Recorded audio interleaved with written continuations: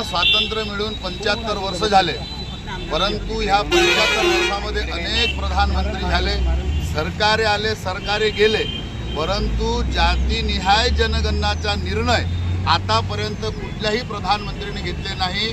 तो निर्णय मात्र भारतीय जनता पक्षाचे नेते आणि या देशाचे पंतप्रधान माननीय नरेंद्रजी मोदी यांनी समस्त ओबीसी जाती जनगणना जातीनिहाय जनगणनेचा निर्णय घेतला। त्याबद्दल आमगाव देवरी विधानसभेच्या माध्यमातून आम्ही त्यांचा आभार प्रकट करण्यासाठी हा या ठिकाणी देवरी मंडळाच्या वतीनं या ठिकाणी जल्लोष कार्यक्रम घेतलेला आहे।